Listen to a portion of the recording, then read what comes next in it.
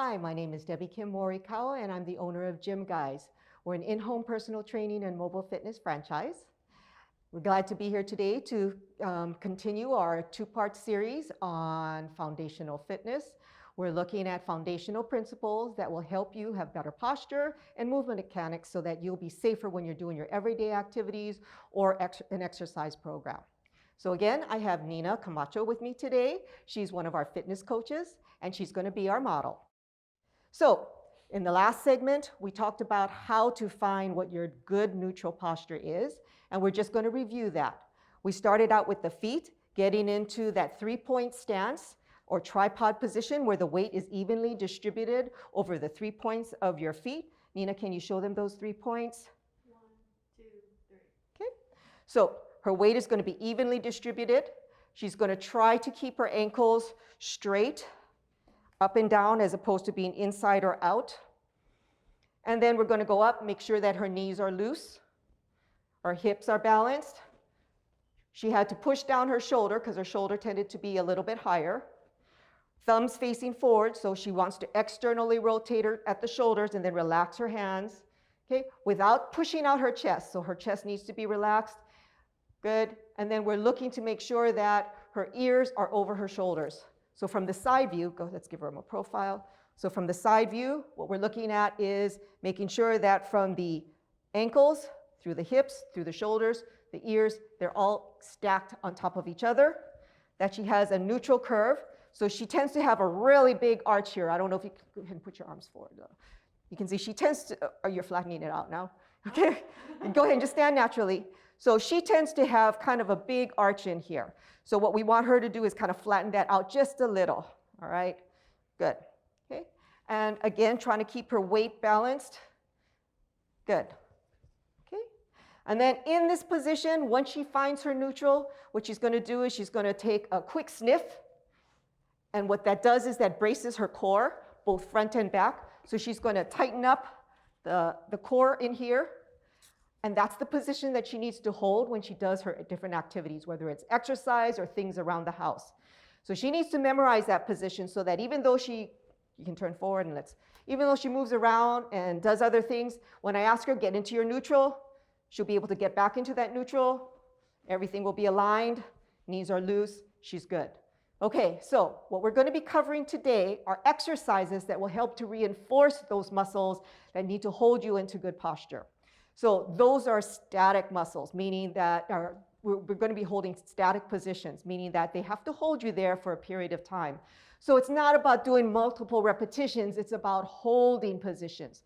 So we're going to start out against the wall. So that's an easy way that your body can feel what it needs to be, and you can hold it for a period of time. So then again, you build up that endurance in the position that you need to be holding. It's reinforcing that message to the brain, exactly what you need to be feeling on an ongoing basis throughout the day without having to think about it. So we're going to go move over to the wall. Okay, so let's move over to the wall. Okay, and we're going to start out. I'm just going to move this chair a little bit out of the way. Okay, so no, we're going to start with the wall sits first. So I call these modified wall sits because typically in the athletic world, if you're doing a wall sit, it's in a 90-90. Go ahead and show them what we mean. Everything is 90, 90, but that's a lot of times too stressful on the knees, and it really takes a lot of core strength to be able to hold this. So we're going to do it modified. So what we're going to have you do is go ahead and get close to the wall, go ahead and lean against the wall. And again, if balance is an issue for you, be very careful. You can start even closer to the wall where your back is there, and then walk yourself forward a little. No, go back against the wall. Okay, lean against the wall. Okay. She's going to push her back against the wall, and then she's going to start to take some steps forward. That way, she's stable. So if her balance is a little unsteady, she's got the wall to lean on. Now she's going to slowly bend her knees. Again, knees are never going to go in front of the toes, so this is good. She doesn't want to put too much strain on those knees. This is really to keep her core strong and to work the thigh muscles, all right? So then she's going to go back into her neutral where she pushes that left shoulder down, okay? She does that quick sniff to get her core braced. Now, if somebody has an excessive curve in their back, they're going to push that back into the wall. If someone has a flat back, they're going to want to create an arch. So it's going to be different for each person depending on what your anatomy is. So in Nina's case, what she's going to do is she's going to flatten it a little so that we don't want her to be flush against the wall, but we definitely want her to close that space. Okay? Shoulders are good. Now in this position, we're going to just have her stay there and do some exercises. Now these exercises, we're going to give her a little bit of resistance so that she can feel what she's doing better.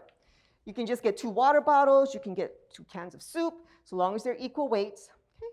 And so she's just going to start out. Remember how in the first session, we talked about how the shoulders lots of times are rotated in because we're always looking down, whether it's reading, our smartphone, eating, driving, we tend to be looking down and our shoulders round forward. So what we want to be able to do is we want to be able to open up the chest. And in order to do that, she's going to rotate those shoulders out and she's going to bring those hands out. We're going to keep that 90 degrees in the elbow and she's going to push against the wall. There you go, and come in, okay, and out. So we refer to this as internal, external rotation. Okay? So she can do 12 of these and come in, and the whole time she's making sure that her core is engaged, her knees are not stressed, all the work is being done right in through here. Head is against the wall, pushing straight back. So we're pushing straight back as opposed to having her head pushed back. Now we can vary it. So the next thing, she can now do bicep curls. So she goes up and down. Okay. So we're exercising these muscles in here. Okay. And then we can do reciprocal presses. So push up, turn your hand forward. There you go. Good. The reason why we do alternating is because we're trying to get the oblique muscles in the abdomen. And if you wanted to do 2 together, you could do 2 together. Okay, okay, good. So those are some of the exercises. Do you need to rest a little? You're good, okay. Okay.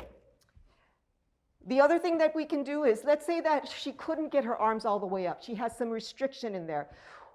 We would do wall angels to be able to stretch out those muscles. So she's going to put her hands flat against the wall. So this is where some people, when their arms are like this, they can't even get their elbows towards the wall. So they get to about this point, and that's as far back, and you can see the hands trying to get the elbows back, but the elbows won't go. In Nina's case, she's very flexible. So she can actually get flat against the wall. And then from here, she reaches all the way up, keeping her arms up against the wall. Now, is it a strain to keep your arms against the wall? You have to push back? A little bit. Yeah.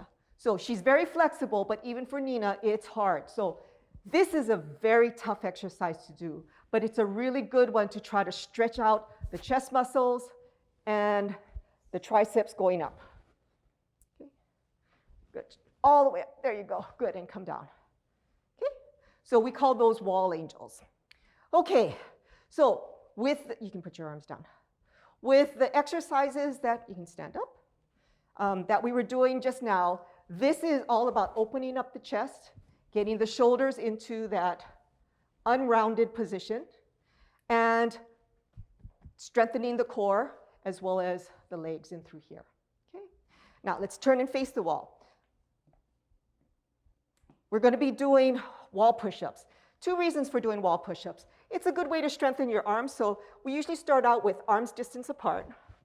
Good. Okay. And again, this is one exercise. You could actually straighten your knees. Remember, one of the things I tell people, never lock your knees. So it's preferable not to lock your knees, but you can keep them relatively straight.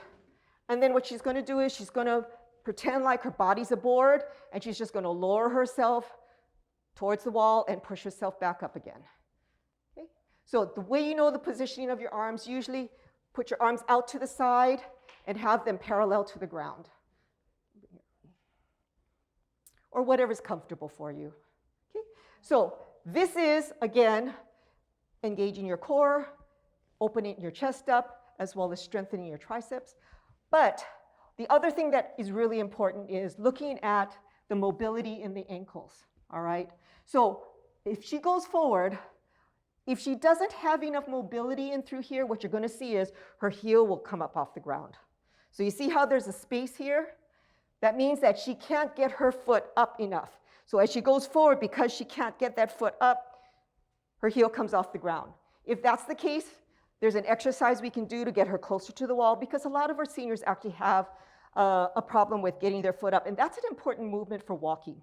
Okay, so we're going to start with her just putting her foot forward, and you can brace the wall so that you have your balance, and she's just going to try to touch her knee to the wall.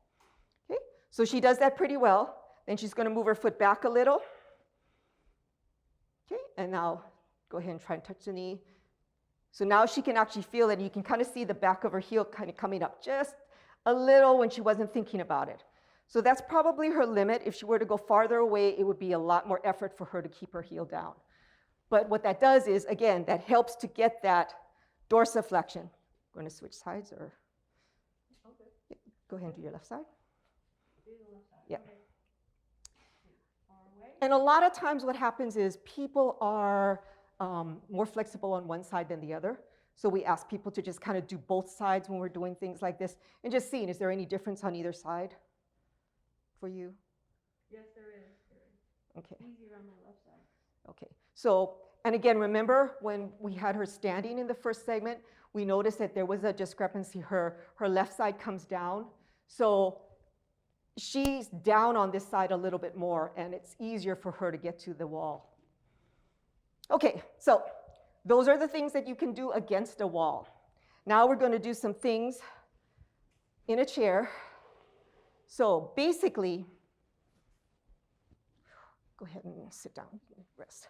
So basically what we try to do is everybody that we work with, we want them to know how to do a squat. And the reason a squat is so important is because it's a very functional activity. Everything we do throughout the day pretty much could involve a squat. So that doesn't necessarily mean that you're always going to be going into a squat, but just think about it. If you're going to be exercising, or if you're going to be doing something, if you can exercise in a way that's going to strengthen a muscle that you need, you might as well be doing it. So if you're going to pick up something off the floor, do it in a squat. If you have to reach for something, do it in a squat. So we want you to do everything in a squat format so you start getting used to that movement so that it becomes more natural. Now, how do you do a body weight squat? A lot of times people don't do it properly. When I tell people do a squat, a lot of times this is what people will do. They'll do this. And I call that a knee bend. So if you watch, as I come down, you see how my knees come in front of my toes and my body is upright? And that's how they teach you how to pick up a box. They tell you, okay, keep it close to your body, bend your knees, go straight down, keep your back straight, and push up with your legs. The problem with that is that's very stressful on your knees. You ask anybody to try to just bend and hold this position, it's stressful. You see the muscle that has to go over this knee or the tendon? That puts a lot of pressure on that knee. So that's why people don't like to do that. Versus if I were to do a squat and I go back, I don't have to bend that knee quite as much to touch the ground, versus to touch the ground this way, I gotta go way down before my finger's gonna touch the ground. Do you see the difference? So that's why we wanna do a squat, to make it easier to get to the ground without actually having to put the stress on your knees. So the first thing that we need to do to be able to do a good squat is to learn how to hip hinge. Okay, so let's stand up. Okay, so the first thing that you want to do is, again, you get into that neutral position, right? Feet at least shoulder distance apart, knees loose. Now, with the hip hinge, it's all happening at the hips here. So when we first start with the hip hinge, we're just going to have her bend at the hips. So you see how the only thing that's moving is right at the hips. And go ahead and stand up. No, don't go down too far. There you go. Go stand all the way up again, nice and straight. Okay, so she's kind of leaning forward and back. Ideally, you want the hips to stay stable, and she bends forward just at the hip. As soon as you start to feel like your body is shifting forward or back, you stop. So it's kind of like this movement. It's just, okay, so go ahead and lean forward. Lead with your stomach. There you go. Okay, so right about there is about all she can go before she starts moving. So now as her butt starts to go back towards the chair, she's going to let her knees follow. and her knees are never going to go over her toes, and she can sit all the way down. Okay, so when you first start out, again, if you have any balance issues, that's why even if you don't, we always tell people do it in front of a chair, because if you do lose your balance and you sit, you're just going to sit in the chair. So that's the safest way to try this. All right, okay, so let's stand up again. Okay, so again, she's going to start with that hip hinge, bending forward. Now her knees are going to follow. She's going to go down. Good. And she's just going to sit. So that's how you start out the squat. Now, what we're going to do next is she's going to go down, but she's going to stop just short of where she can't balance anymore. She's going to be feeling the weight on the backs of her heels. So she should be feeling it in her heels as she goes down. So your weight starts shifting to the back, and you may have to start leaning forward a little so that you don't go backwards. So if you need to lean forward, that's fine. But the critical component is as she's starting to lean forward, okay, let's go ahead and go back. As she starts to lean forward, she needs to maintain this curve right here. Okay, stop right there. We just don't want her to reverse this curve. Okay, so in this position, she's going to hold, take that sniff, brace her core. She's going to squeeze her glutes. So those big muscles, powerful muscles that straighten her back. Now, as she's squeezing and keeping her toes behind, her knees behind her toes, she's going to stand up all the way up. Now, as an exercise, I tell people, I want power in that, okay? So let's go ahead and push that butt back, go down, get right about there. Now squeeze and push yourself up, okay? Do it one more time, push that butt back, hold it, squeeze and push up, okay? So that's a squat. Now, I'm gonna differentiate between a squat and what someone needs to do if they're having difficulty getting out of a chair. So let's go ahead and sit down.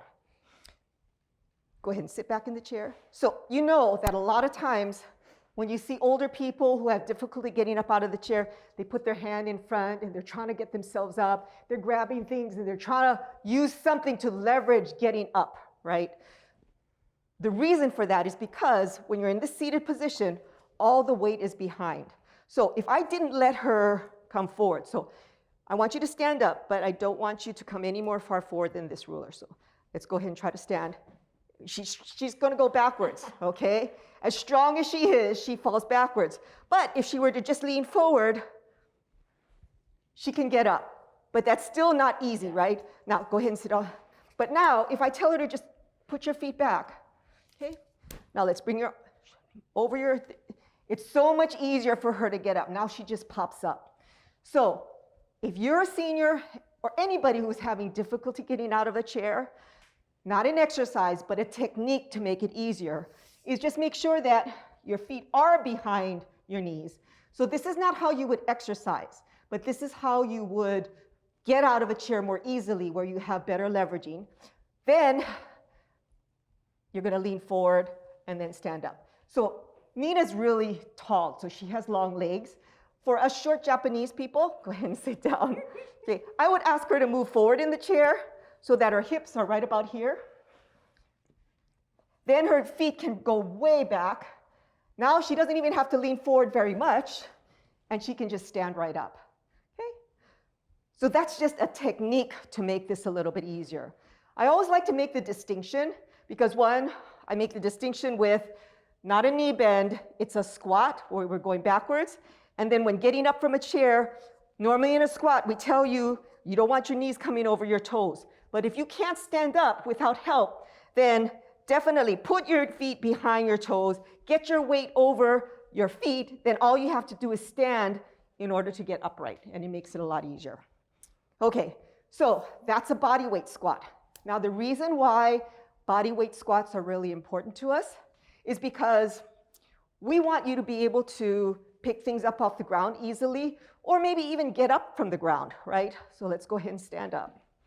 And I'm just going to move this out of the way. Let's face forward. So let's go ahead and show them. Exercises that we would do to get there is get farther apart. Okay, now go ahead and push that butt back and just reach down to the ground. Okay, so go ahead and stand back up again. Let's face that way and let me show them. Okay, so she has good flexibility. So you see, go ahead and try that again. So you see, she can maintain that straight back when she goes down. Most people can't, so most people are going to be more like me. If I were to do it and I were to go down, that's about as far as I go before my back's going to start to round. My back can't stay straight because I'm really tight through here. So the average person will only be able to get up to about here, and then they're going to have to compensate by their upper back kind of going down.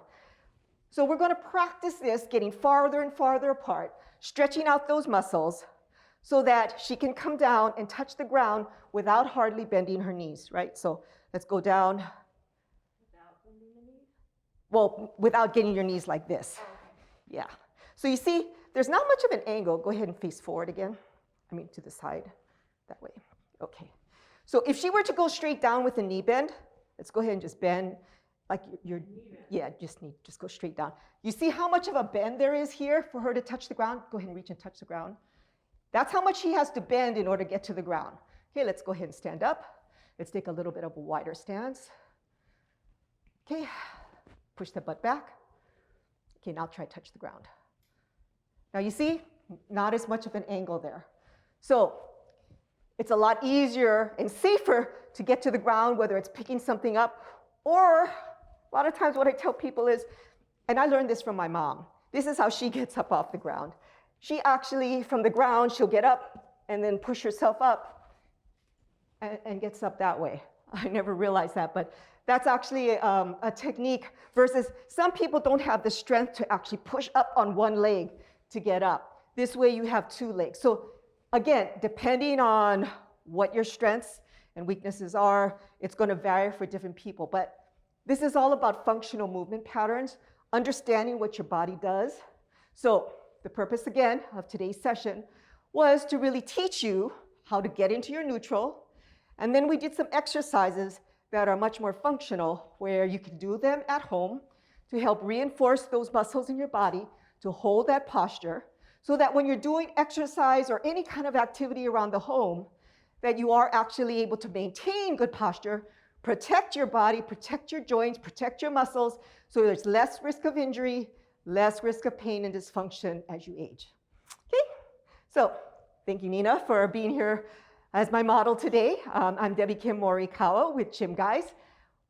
And if you have any questions about anything we did today, feel free to call me at 638-2525.